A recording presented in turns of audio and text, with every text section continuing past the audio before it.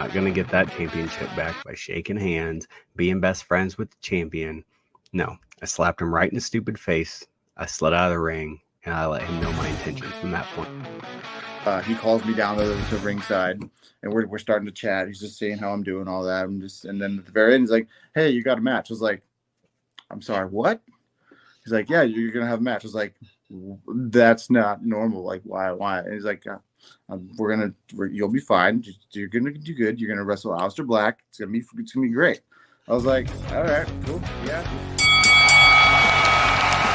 And now, your hosts of the Card Subject to Change podcast, for frequency's sake tag team champions of the world, the Wizard CZ and Never Wrong Nick Bull.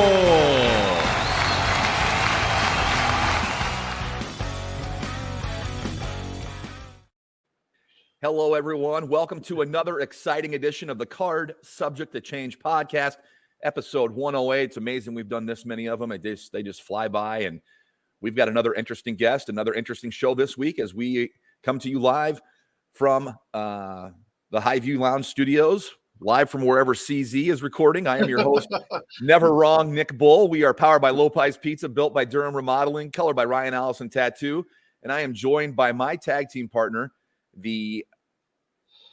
we're co-champs of the network, correct? Correct. We are the tag Yes. team champions of the For Frequency's Sake podcast network. That's a lot. And Nick, that's a bit of a mouthful. Nick, I just want to start the show off by saying you tried to change my gimmick last week. Management did not take to it, so the Wizard is here to stay. I forgot about that for a hot minute. And now that wasn't it Mark Wizardson. Wizard? Mark Wizardson, that's right. For a hot minute, I forgot about it, you big-time Mark Wizardson. Well, we've got a guest this week, and we got daylight savings time upon us, so the Shadow Alpha can rest up now and do the podcast now so he can work later. Of course, joining us on the show is SCWPro star. That's how we know him, but we're going to learn more about him tonight. Augustus Draven. Augustus, thank you for joining us tonight. How you doing? Hey, I'm doing great. Thank you for having me. I'm very happy to be here. We're glad to have you here. It's a voice we haven't had on this show, a voice we really haven't heard from. So I'm very interested in hearing your story and how you got into this thing. But I'm going to start off the show by asking you the same question I ask every other one of our other guests. That is, excuse me, bleh. Why pro wrestling? What got you hooked? Why do you love it? Like, what is it for you that gets you into pro wrestling? That got you into pro wrestling, I'm sorry. Oh, well, I happened upon it as a kid, just flipping through the channels, as was at the time.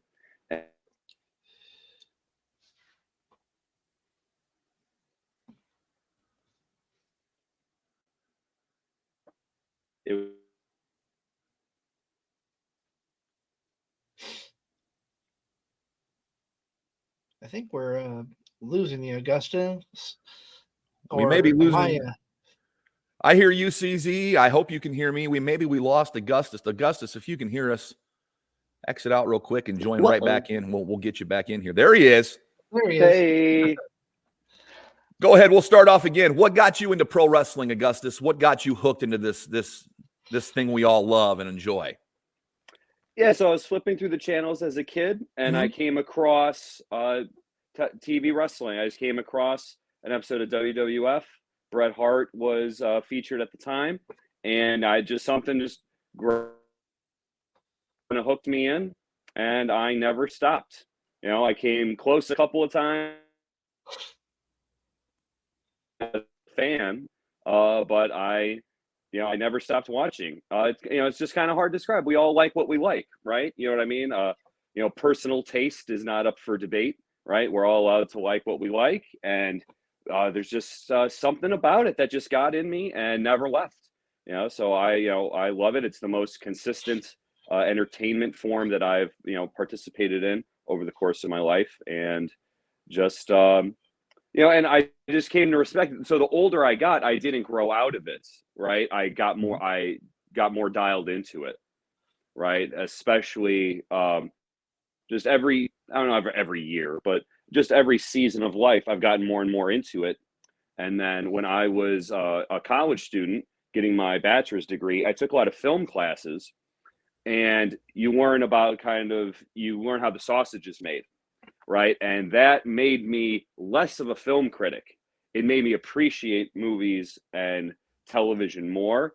And I was just translating everything I was learning about film into wrestling, right? I also took a bunch of theater classes, right? And that gave me more an appreciation of wrestling, right? So from just being a fan and just being wowed by the action, the larger than life personalities, the pyro, the video packages, all that kind of just grabbed my attention and sucked me in as a kid. But then as I got older, the intricacies of it, the technicalities of it, how everything was put together and produced, a real appreciation of the art really set in, and is maintained to this day. And then becoming a trained wrestler and then really learning how the sausage is made, right?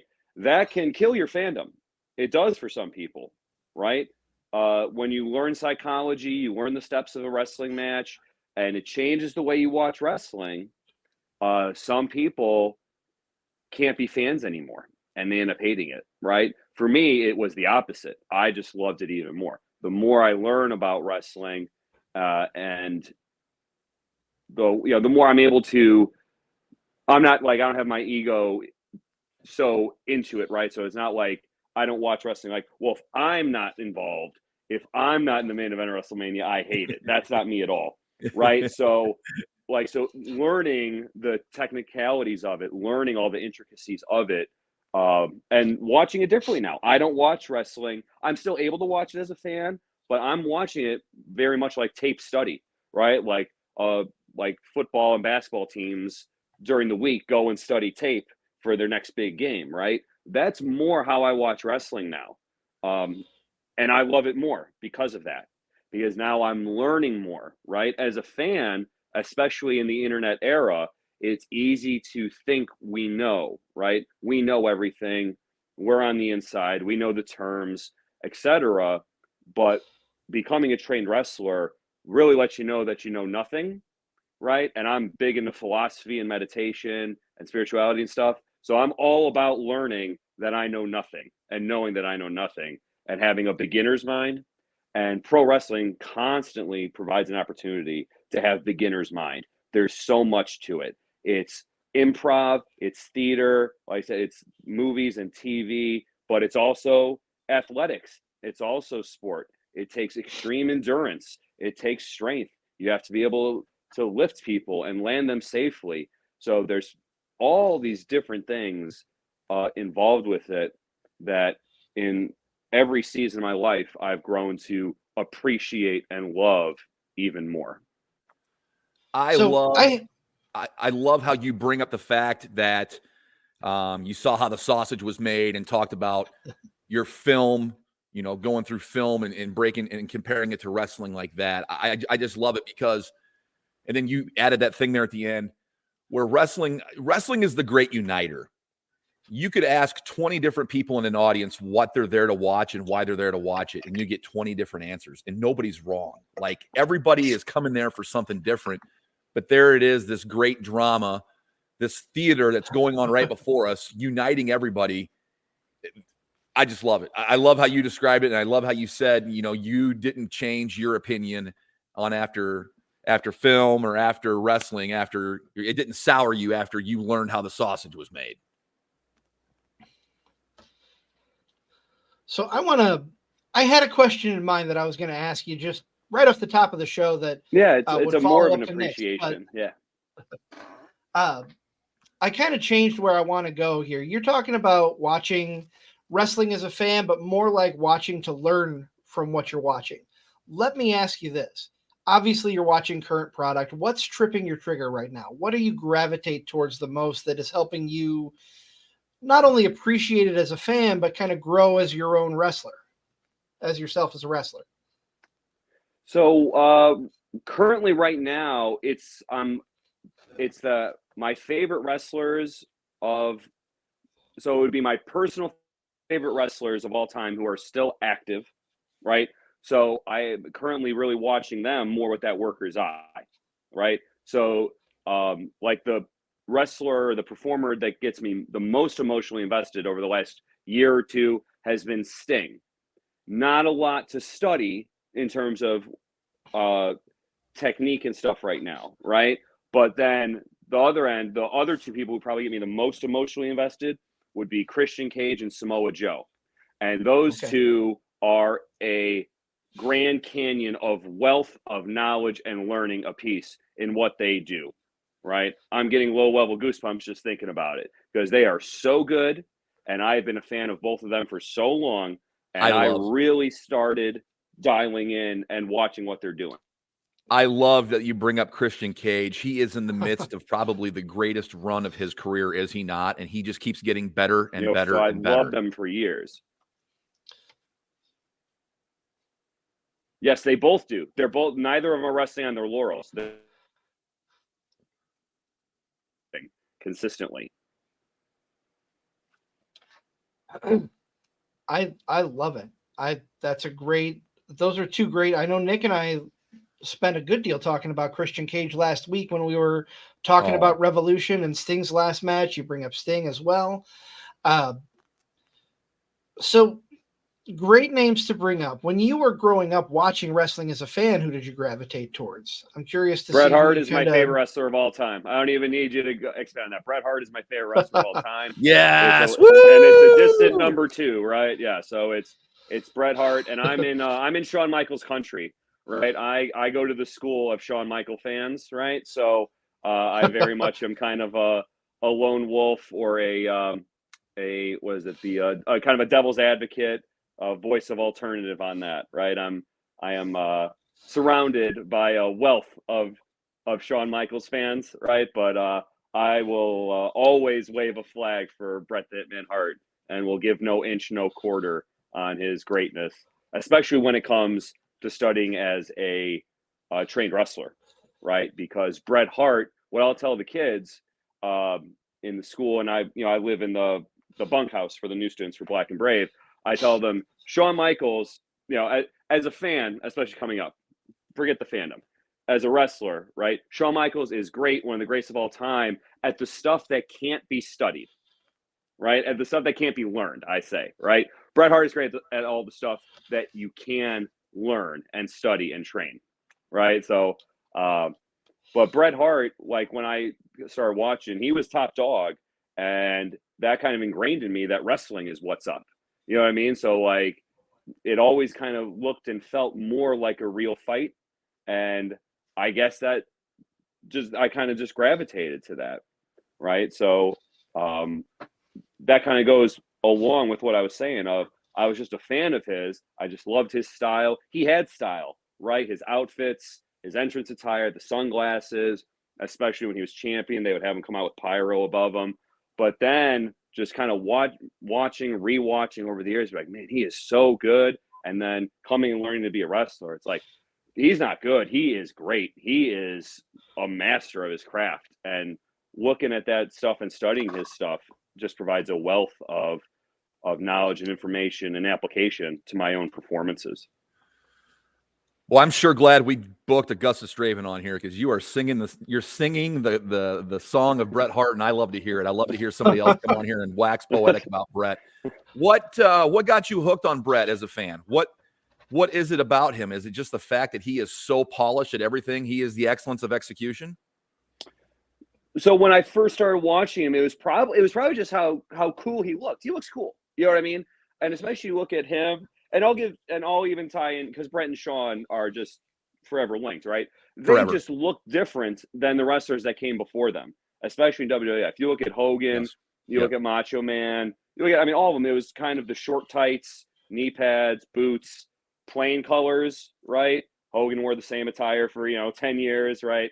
Macho Man started mixing it up once he went to Macho King, right? But they just kind of look cool, right? They weren't just the plain tights. Ric Flair, great example, right? Great wrestler, great robe, but again, it's just a pair of trunks, a pair of knee pads, a pair of boots. He actually had some different colors, right? But as a kid, because I started as a kid, right? It's like seeing him like, whoa, that looks cool, especially seeing his entrance, right? Comes out with the leather jacket. Yep. The sunglasses were cool, you know. And then Shawn Michaels coming out with his leather getup and his sunglasses. That was cool, you know what I mean? And they had, you know, detailed attire, right? So from a kid, and then they changed it out too, right? So like stuff like that as a kid is going to grab your attention, right? For sure, you can bring it to the modern era of John Cena every 3 months cycled out his hat, his shirt, his armband colors, right? And had a new logo and stuff. That type of stuff, beyond just wanting to sell merch, it grabs your attention as a kid, right? Kids are, you know, they're simple, right? Sure. Kids aren't thinking about work rate. You know what I mean? So like, no. I wasn't, you know, so especially as a kid, right? I'm watching like, whoa, that dude looks cool. And then it also helped, whether it's technically proficient or not, Brett's stuff looked like it was a real fight, or it looked more like it was a real fight. You know what I mean? Like, oh, I know the way the way he got in there, the way he would sell and stuff like that. So as a kid, that kind of drew me in, right? And then you just compare that to Shawn, right? Because they were fighting each other. It seemed like every 3 months, you know, at least a few times a year, they were mixing it up on TV or pay-per-view back then. And then you compare it to Shawn, who's kind of the dramatic, right? He's going out, right? Where Brett's kind of selling in. So those two differences was kind of a complete package to just really suck me in, keep me watching, keep me interested and engaged and entertained. And you're talking about, you know, the differences between like the Shawn Michaels, Bret Hart, and say the Hogan and the Macho Man. For a long time, WWE was known as the land of the giants. And those two are not, compared to like a Hogan or an Andre, they're not really that big of a wrestler. So they had a different look to them physically as well as their attire. And I just love that comparison because they stood out because of that. Let me ask you this, Augustus. What is your favorite Bret Hart match? What's a match you can go back and just never get tired of watching? I was at WrestleMania 13, my favorite match of all time. Yes! And I would say the greatest wrestling match of all time. Yes! Is Bret Hart versus Steve Austin, the I Quit yes. match. You know, yes! Love it. That's the greatest wrestling match of all time. And it's my favorite match by a bullet. But I put that against Mania 25, right? I'm past the age of argument, right? But like the people that say Mania 25, it's not like I say they're wrong. I just think that first of all, it has more botches than people care to remember, and also it's essentially a lot of false finishes, right? Which is great for drama. But that Bret Hart Steve Austin match looks like a real fight from start to finish. So Ken Shamrock is pulling Bret Hart off of Steve Austin's bloody, limp body. Right? Like that is a fight through the crowd.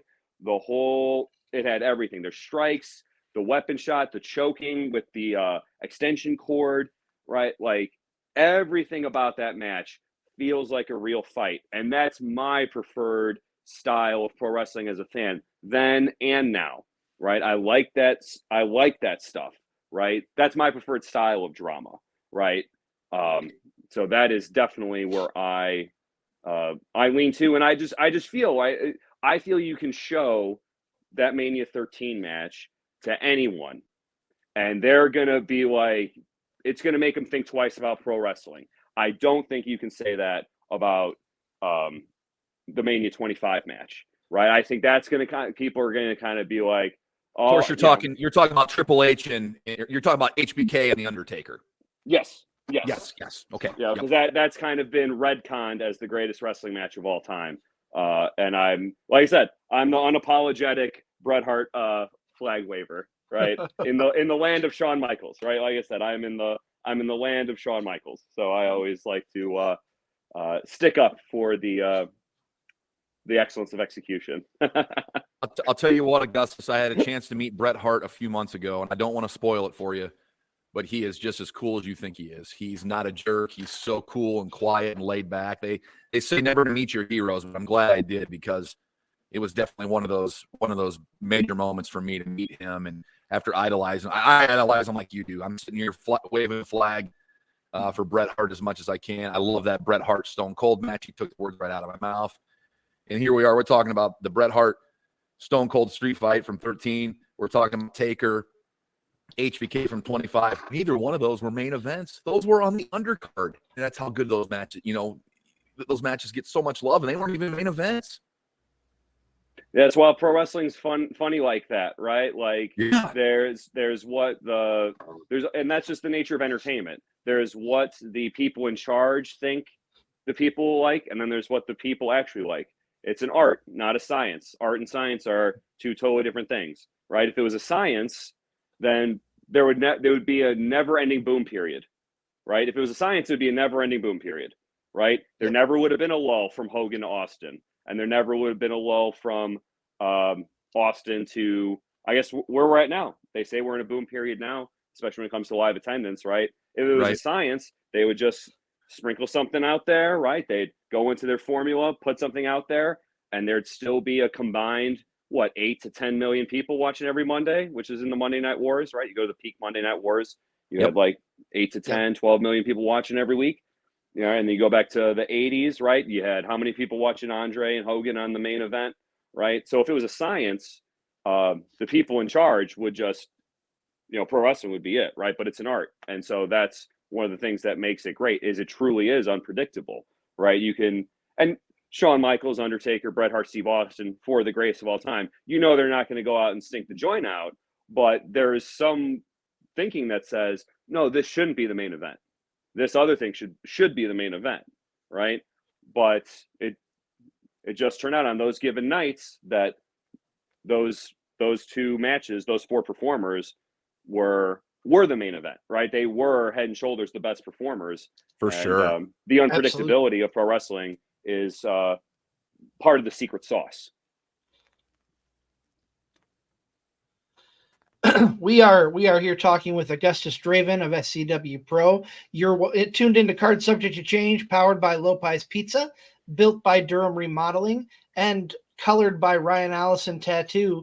Augustus, I want to focus a little more on you and your career here. Talk about how Augustus Draven came to be, the evolution from when you started as a pro wrestler to who you present yourself as now in the ring. Well, so I've always been I've only wrestled as Augustus Draven, right? So it's just mostly been tweaks, right, to the original model, right? Like, I brainstormed the name. The character presentation has only changed so much, right? I've always presented myself in a way that I would find entertaining as a fan, right? Like, excuse me. I've always wanted to present a wrestler that I think is cool, and I do, right? Like, I don't think I'm better than, greater than, superior to, destined for, should have already gotten. That's not me, right? But I do think my character is cool. I would be a fan of Augustus Draven, right? The way I've presented him from my first match for Joey Grunge and Midwest Impact Pro 5 years ago, through my time at Zawood, SCW, and random matches across the country.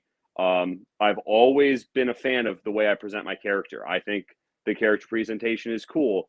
And it's something that I would like. And that's something that I consistently have thought of and put effort into, right? Like, and there's always room, and you have to evolve it. There's always room for improvement. Like, if you look at my first, no wrestler looks the same as they did from their first match to the most recent match they had, right? But it's only changed so much, right? Like, if you were to see, like, the face paint's changed a little, my hair is longer, I don't wrestle with a top on anymore. But the genuine, if you were just to, like, comb through my Instagram and, go like all the way through, go to the bottom, at Augustus Draven on Instagram, by the way. If you were to go through the bottom, go all the way through, you're going to see a reasonably consistent style, right? Aesthetic presentation, right? And it's meant to be kind of like a darker character, right? I like to present it as an artist, a philosopher, an iconoclast, an anarchist, the character arc of the character was a hippie turned a journalist turned an anarchist, right? That was kind of the original way of presenting the character. Something that I've needed to do or want to do more of in terms of non-specific match promos. But that is the background of the character, right? The character is very much a jaded, kind of permanent. It's a permanently angry character. The character is very angry, dark, brooding, but it comes from a place of, innocence and love, peace, love, unity, respect, kind of turned more into dark, angry, betrayed, violent, character. Absolutely. Absolutely. And I love your social media presence. There's always something new and fresh coming out, whether you're cutting a promo on Instagram or just posting new photos with your unique persona embedded into them. I love that online presence that you have. It's a lot of fun, and I enjoy watching it. I wanna ask you. You talked about your first match, and you mentioned Joey Grunge. I wanna bring things present. Talk about your debut last night at CEW. How was that? How did that feel? Oh, it was a lot of fun. It was a really good time there. That was a good show. It was a good crew, right? Made to feel very welcome the whole time.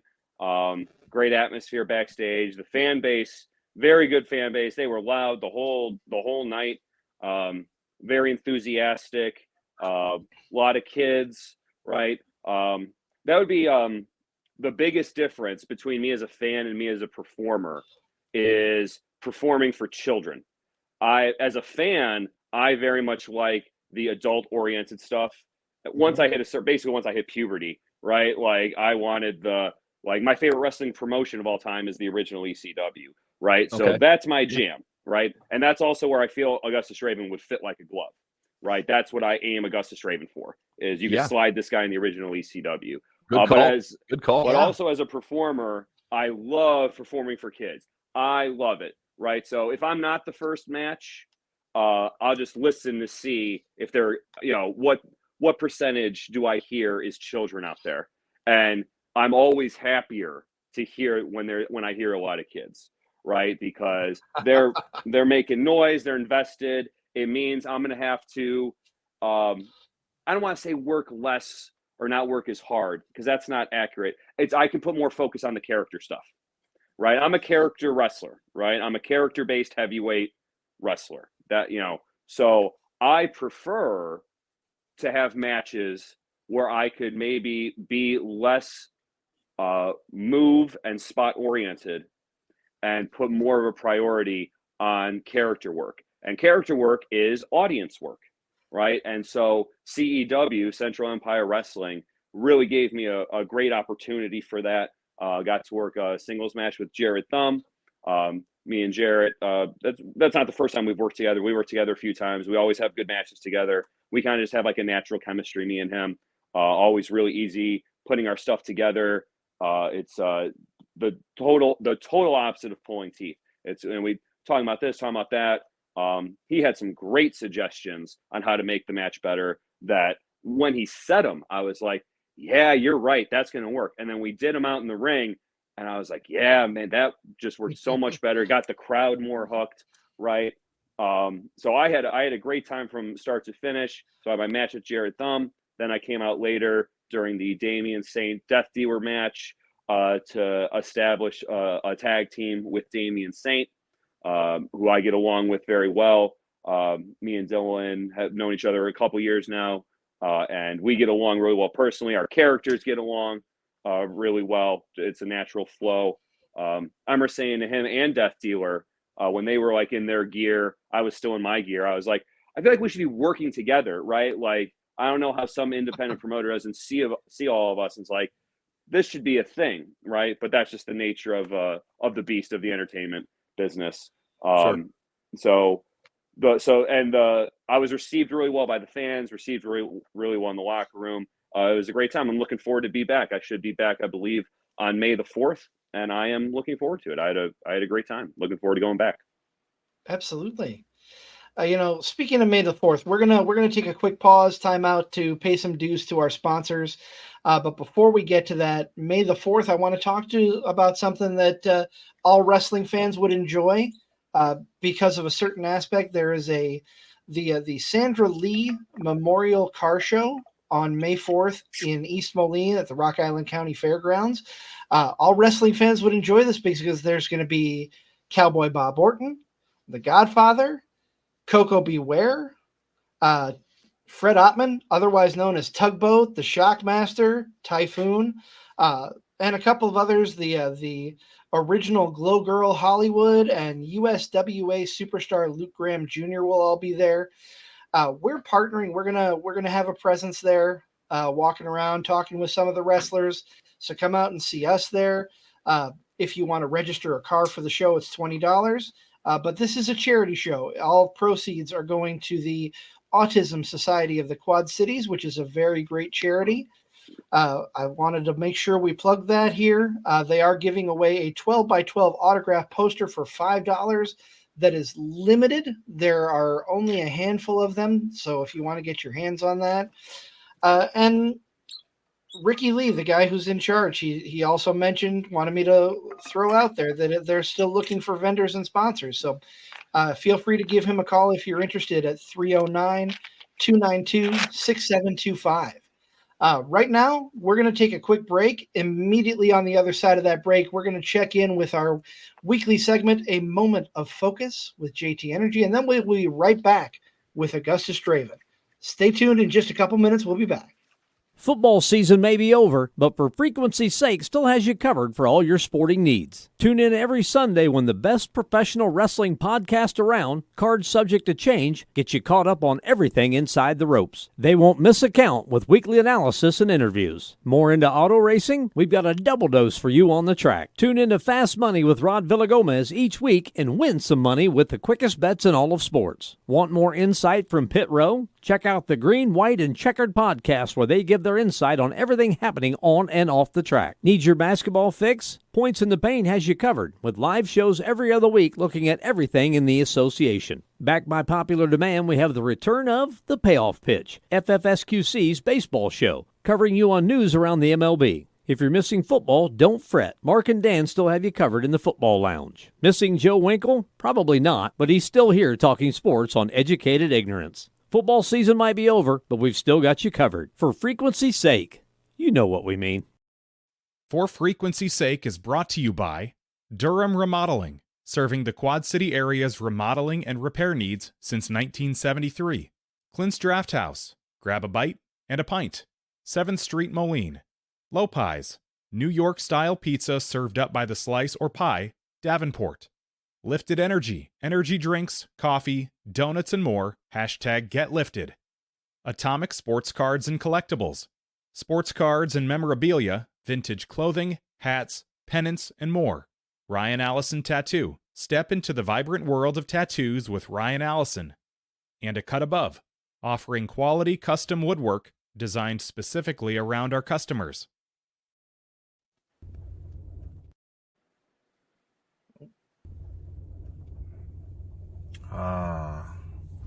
Welcome, my friends. Welcome to week 3 of A Moment of Focus with JT Energy, the feline phenom. A moment of focus. For the past 2 weeks, we've been focusing, but we can do better. And in your studio today is the Shadow Alpha, Augustus Draven, one of my former partners. And if there's one thing that I need you to focus on, focus. I need you to focus on what you don't know. Because what you don't know can hurt you.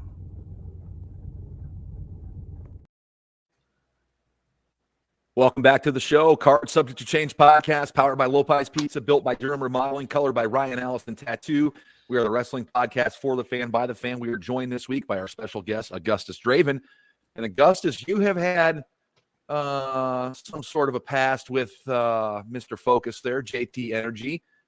Talk about your guys' time together in the Miss Knight Society, and also a spot that went viral for you. I was in the house that night for the Weed Whacker spot where you decided to do a little trim on the back of JT Energy's shoulders.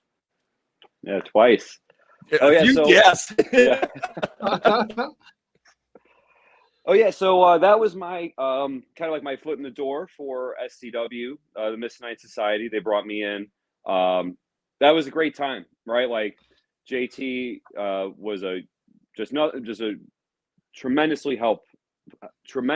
help for me. Just serving as a friend, as a tag partner, as a mentor. I got nothing but love for JT Energy. As a performer, as a person, right? Really would helped me, understand some things. Again, one of those things where I thought I knew something, and then he kind of tells me, well, this is kind of what it is, right? And it's like, oh, wow, yeah, I didn't even think about that. Making sure that I wasn't getting, making sure that I was getting time, making sure that I was getting opportunities to showcase myself and to shine and to get exposure out there, right? Put me in positions where fans could get emotionally invested in my character and want to see me again, right? Right. He was not selfish, right? He was a very selfless person, and I enjoyed my time with that, with him and with the Miss Knight Society thoroughly. It ended abruptly, right? So first of all, the best moment I've had as a performer was our breakup angle. Right. And that's him. Right. So, and that's him, because the fans had 5-6 years of equity built into him and emotional investment in him. Right. And the fact that we were able to command that entire room, right? It was just in Walcott, but Walcott could fit, 150 people, 200 people sometimes. Right. So we had, over 100 people quite literally in the palm of our hand, because he was signaling to them when to be quiet and when to make noise. And that taught me viscerally what pro wrestling is really all about, right? And Shane Hollister was involved in that as well. And obviously Shane Hollister, is the top guy of SCWPro, whether he's a champion or not, right? So I have Shane Hollister and JT Energy out there. I just had to show up and not screw up, right? And luckily, I'm a good enough performer that I was able to pull my weight in the breakup angle that we did, which was just wonderful. I mean, just one of the best memories of my life, and definitely the highlight of my career up to this point, just based on what I feel and what we're taught at Black and Brave and what pro wrestling is really about, right? Moments, right? The things between the things, right? It's not the moves, it's the emotional investment, it's the stories, it's the characters, right? And that was the epitome of that. So then, unfortunately, we weren't allowed to tell us a long story, which I would have much preferred if our 1.5 year pairing was allowed to tell a story of a breakup.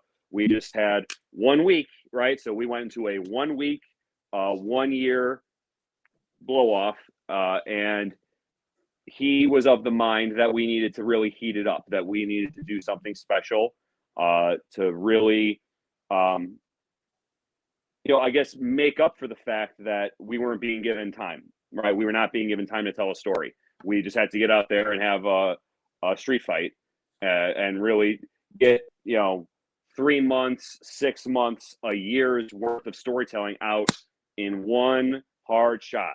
And so the idea came to do the Weed Whacker spot, and I said no repeatedly. I said no, oh God, at least 5 times, right? I said no on Messenger. I said no on text message. I said no, I think on the phone.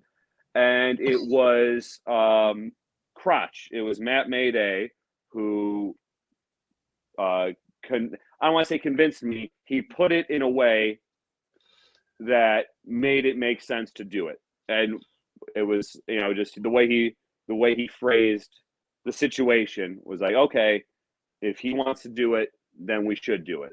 And so we did it, and he was right, and it wasn't that I didn't think it wouldn't work. I just, I didn't want to hurt the guy. You know what I mean? And For I sure, didn't want, for sure. I didn't want that on my conscience.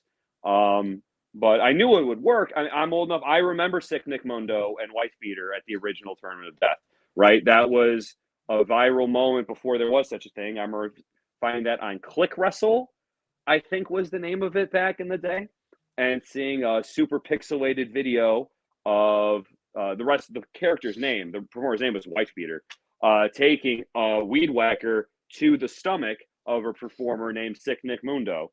And so Mundo still has those scars, right? He didn't wrestle much longer after that. That was the other thing. If I didn't have memory of that and wasn't aware of that, I probably would have been more down for it initially.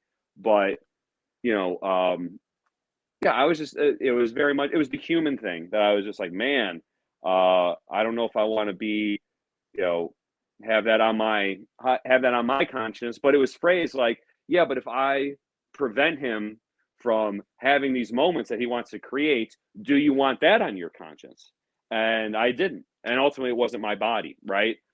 So we went through with it, and it was insane. It was, it was awesome. I mean, it was awesome because, like I said, I'm an ECW guy. I'm a hardcore wrestling guy. I'm only so entertained by death matches, right? I definitely think they're more than played out, more than jump the shark. But that's the type of stuff I like. It's when you just dip your toe in, right? It's when there's just a chair, a ladder, a garbage can, a table, a kendo stick, not 15 of everything, right? One weed whacker. You know what I mean? Like, so like, I like when it's like, that allows you to use them as storytelling. And we very much use that as a storytelling device. And it allowed us to hook the audience and create.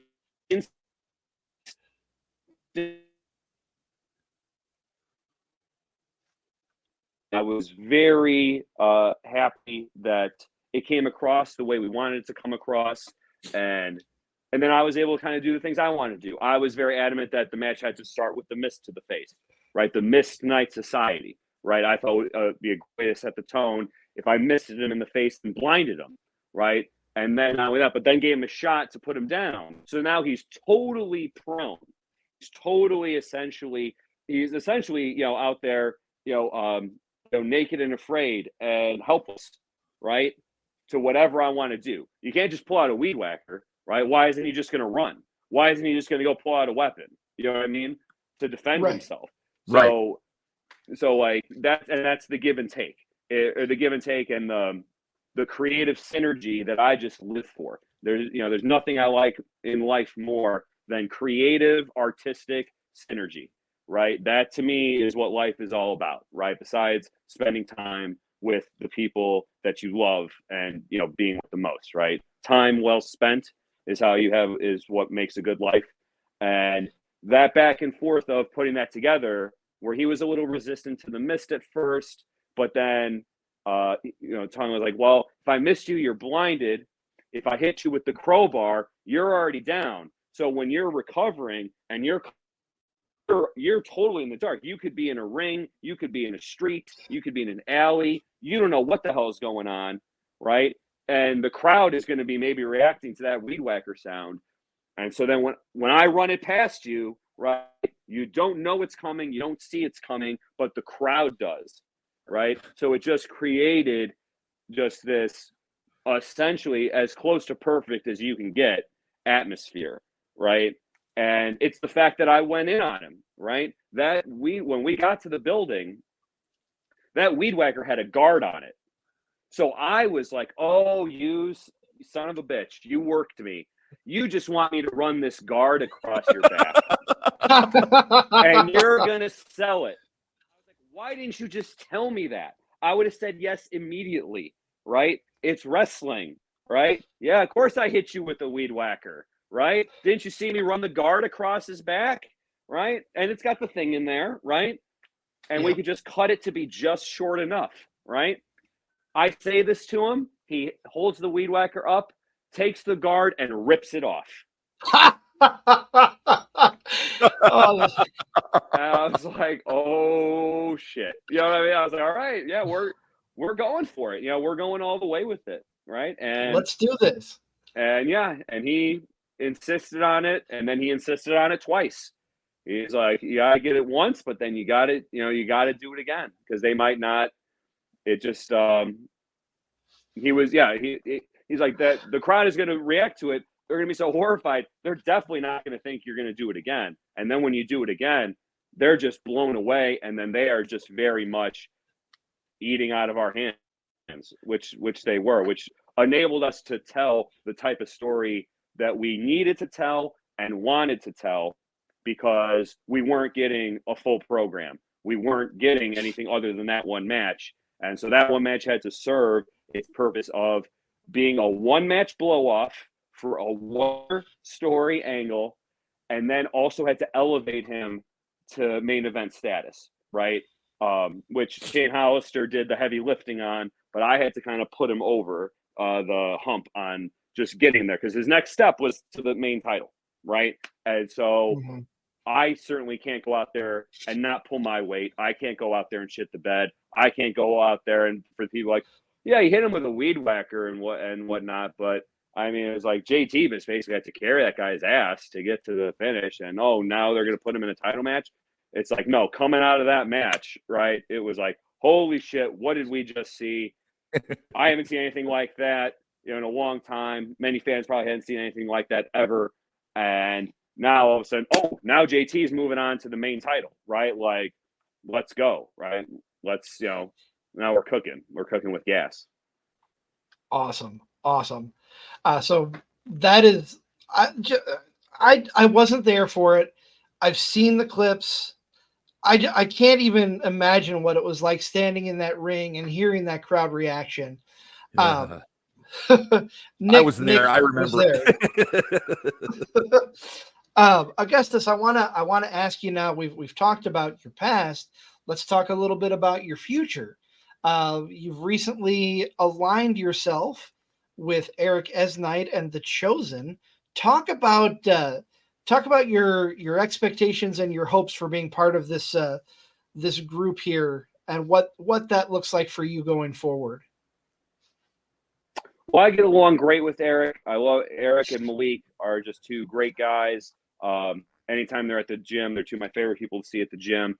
I love Eric's character. Like I said, I'm a character worker, right? I'm a character first worker. Eric's a character first worker, right? So we're very much kind of kindred spirits in that we both take our physical fitness seriously. We both believe, right, that the way we want to do wrestling for ourselves, not saying that that's the right way. It's not saying anyone else should do wrestling this way. We just believe for ourselves to be characters first, right?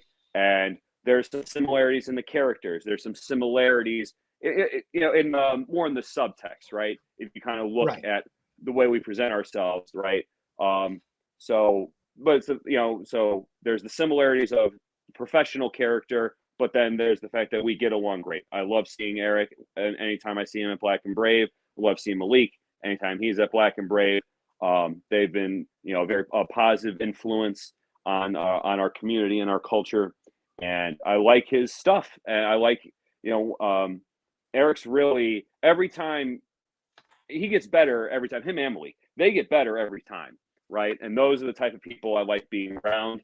And, but if I didn't think that we could make great art, I don't know if I would have been down for it. But when it was presented, I just wanted to make sure I was still wrestling. Right. So, I know they had a bodyguard, wasn't able to do much wrestling. And now he's stepping away for a little while.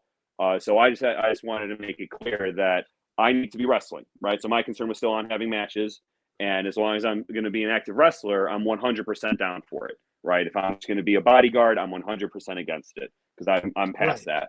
Right. But so working with them, they're featured performers, right? They're always very prominently placed. They're promoted very well. So to be around people like that is only a net benefit for me. Iron sharpens iron. So I can grow as a performer being with them and working with them. They can grow as performers working with me. And also, like I said, at first, I get along with them, right? So it's not going to be, nails on a chalkboard, rolling my eyes. Oh, great. I have to go work with these guys. Like it's complete enthusiasm, right? Working with those two, right? It's like they're the type of guys. If I had my Carruthers, I would be working with them. And there's more people than just them, right? But they're an example of I'd love to be working with them, taking that act on the road. Excuse me. I'd love to take that act on the road. I mean, I would have loved that with JT as well. Worked with Jay Marsden for a little, right? Like all these people, I'm so lucky, and that's a credit to Merrick Brave and Alex McCarthy and Crotch and Seth Rollins of the type of people that they bring into the school, train, and put out into the wrestling community, right? A lot of good character, good people, right? Who are also good wrestlers. So this is the third time I'm being put in a group or in a team, and every time I haven't had any complaints or second thoughts because they've all been good performers. They're each unique to each other. JT Energy, Jay Marsden, Eric Esnight, they're all different from each other, right? Which I also like. You know what I mean? So it's different people, so I can learn, apply different creative skills, grow as a performer, but then truly enjoy my time as I'm around good people that I can trust, right? And enjoy being with and shoot the shit with, right? And then have honest conversations, honest feedback, not have to look over my shoulder, not have to second guess, right? It's a great opportunity that I'm very much looking forward to. Oh, for sure. Augustus, I feel like we've barely scratched the surface of everything we can talk about. We could fill up probably hours upon hours upon hours of talking with you. So very much want to have you back on the podcast. But before we get you off the hook, one thing we like to do every once in a while with our guests at Card Subject to Change is put on our fantasy booking hats. So I'm going to start by asking you this. It's a question we ask a lot of people. If there was one wrestler in the world, past or present, that you could get in the ring with, and you cannot say Bret Hart because that's absolutely way too easy, who would it be? Well, my three favorite wrestlers of all time are Bret Hart, AJ Styles, and CM Punk, right? So it would be AJ Styles or CM Punk. It would probably be, if it's just for a one-off match, AJ Styles. If it's for a storyline or a program, it would be CM Punk. I love those answers. I think that's brilliant. I would love to see any one of those scenarios happen. I would love to tune into all the promos to that in that feud. Yes. That'd be fun. Oh yeah. There's a lot of meat on the bone there. A lot to sink my teeth into. For sure. The back and forth would be excellent. I like that answer. Is there a particular story arc that has happened in wrestling that you can go back and say, man, I would have added this to that, or I would have been great being a part of that you can think of? So a storyline that I would love to have had creative input on would be the WCW ECW invasion of WWF, right? The most botched, poorly executed storyline of all time. Yeah. Right. Right. So I would have loved to have been in the room for that, preferably with a baseball bat. Right. Yes. Something that was well executed that I just would have maybe liked to have been involved in, like creatively. So something I would like to have been involved in as a character, or do you mean involved in like a creative booking capacity? Both.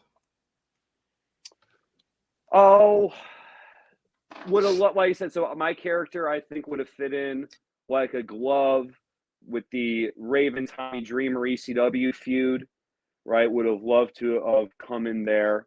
And that's just so well executed. That's one of the greatest wrestling storylines, programs of all time, of any company, right? It doesn't matter that it didn't have necessarily the national reach. It's creative influence, right? What creative influence has is held in as high regard by performers in entertainment as the monetary successful people, right? You have your, you hear your worker's worker, your wrestler's wrestler, your actor's actor. You know what I mean? Yep. So I would love to fit in that. A storyline that was good that I could have maybe tweaked to make better. That is a damn good question. I'm trying to think of something that maybe gets shit on that I think isn't as bad as people remember it.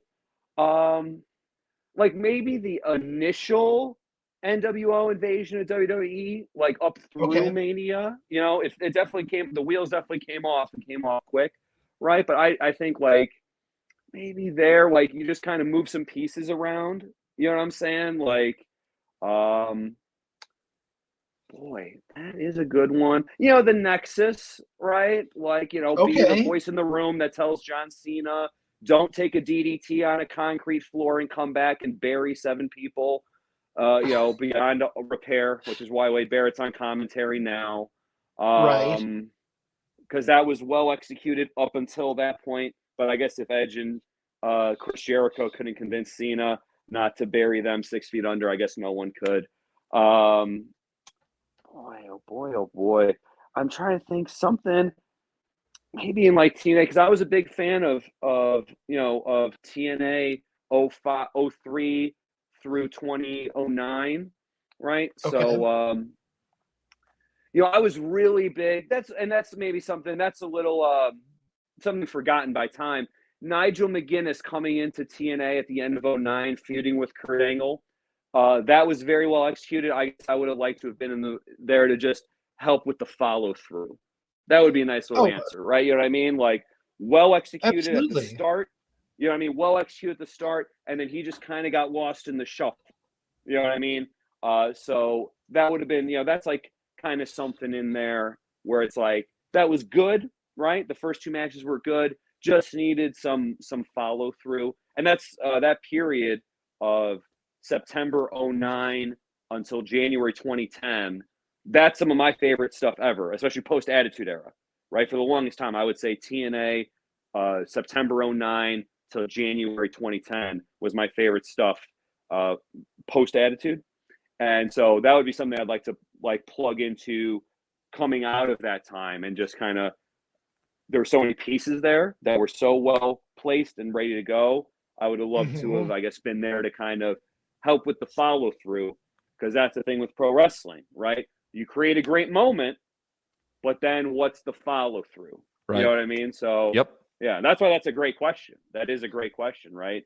And because that is as a pure fan, that is what I'd like to go back and do, right? It's like, what was a great moment, but then needed some follow through. And I kind of like those answers, right?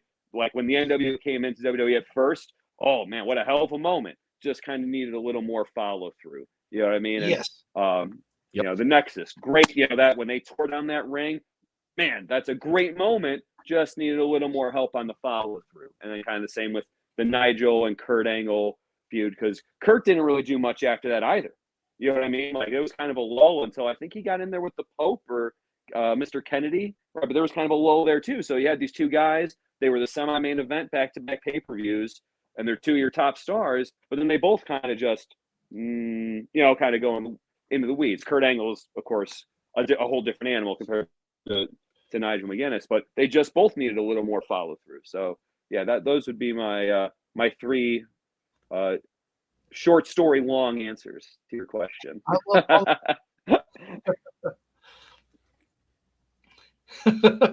Nick, do you have anything else you want to ask our wonderful guest before we No, I caught most of that. I caught most of that question. I'm just happy there was a fellow Bret Hart fan on the show. That made my night. Hey, I can't wait to dab you up and give you some kudos at the next show next time I see you. I got a lot of love for Bret, but I'm a Shawn Michaels guy. Of course you are. I know there had to be something wrong with the show, I'm right? in Shawn Michaels country. Yeah, of course. I'm sure all the SCW guys wouldn't have come on the show if you weren't a Shawn Michaels guy. They would have been like, "Oh, you're not a Shawn Michaels guy? I don't know if I could make that podcast, brother. I don't know if that's gonna work for you." You know what I mean? That's not going to work for me, brother. Augustus, before we go, hit us up with your socials. Where can we find you online? And also, where can we find you in the coming weeks in the ring? Yeah, so I'm at Augustus Draven on Facebook, on Instagram, on Twitter /X, and on TikTok. So just Augustus Draven, one word. Augustus Draven at outlook.com is my booking or media email. So those would be where to find me on social media. And then next week, I will be at SCW, or I guess it's this coming Saturday. We'll be at SCWPro. I have a singles match against Shane Hollister. Always a pleasure for me, always a thrill.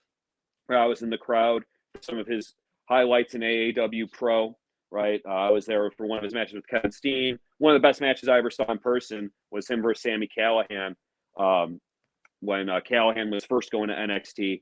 That's one of the best matches I've ever seen live. So getting to work with him, the thrill is never gone on that. So I'm definitely looking forward to that. That'll be this coming Saturday in Bluegrass for SCW Pro.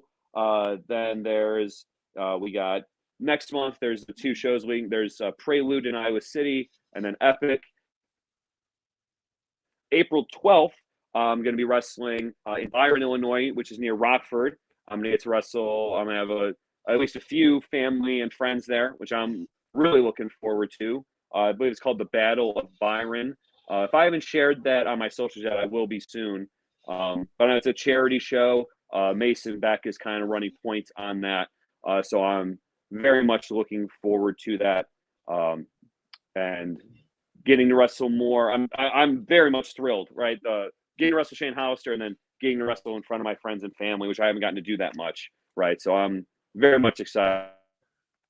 2023 has started off to be just a great year, right? Like I'm truly blessed. Pro wrestling has done so much for me. I'm just so happy and grateful for everything that Black and Brave and SCW have been able to do for me. And 2023 is just starting out to be a great year. So I'm really looking forward to this Saturday and then the coming weeks and months working with SCWPro. Without a doubt.